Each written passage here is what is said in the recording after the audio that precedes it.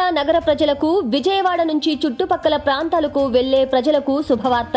ఇక నుంచి విజయవాడలో ట్రాఫిక్ సమస్య తలెత్తకుండా కూటమి ప్రభుత్వం 14 కిలోమీటర్ల ఎలివేటెడ్ కారిడార్ నిర్మిస్తోంది. విజయవాడ నగర పరిధి ఉన్నంత మేరకు ఆ మార్గంలో ఎలివేటెడ్ ఫ్లైఓవర్ నిర్మించబోతున్నారు. ప్రతిపాదనలు సిద్ధమయ్యాయి. పండిట్ నెహ్రూ బస్టాండ్ సమీపంలోని రాజీవ్ పార్క్ వద్ద కనకదుర్గ ఫ్లైఓవర్ నుంచి మచిలీపట్నం వైపు వెళ్లే మార్గంలోని గంగూరు సెంటర్ వరకు దాదాపు 14 కిలోమీటర్ల మేర 6 వరుసలతో ఎలివేటెడ్ ఫ్లైఓవర్ నిర్మిస్తారు. దీనివల్ల హైవేలో ప్రయాణించే వారికి ఏ ఆటంకాలు ఉండవని, విజయవాడ నగర ట్రాఫిక్ కష్టాలు కూడా తీరుతాయని అంచనా వేస్తున్నారు. ఈ ప్రాజెక్టుపై ఢిల్లీలోని జాతీయ రహదారుల ప్రాధికార సంస్థ అధికారులు కూడా చర్చిస్తున్నారు. ఈ ఎలివేటెడ్ వంతెన నిర్మాణానికి నగరంలో భూసేకరణ సమస్య పెద్దగా ఉండదు. కేవలం వంతెన ఎక్కే ఎంట్రీ, దిగే ఎగ్జిట్ అప్రోచ్ రోడ్ల వద్ద మాత్రమే కొంత భూమిని సేకరించాల్సి ఉంటుంది. మొత్తం 14 కిలోమీటర్ల పొడవున ఒకే వంతెన నిర్మించాలా లేదంటే 2 భాగాలుగా విభజించాలా అనే అంశంపై ప్రస్తుతం చర్చ జరుగుతోంది. ఇప్పటికే బెంజ్ సర్కిల్ వద్ద ఉన్న 2 వంతెనల పైనుంచి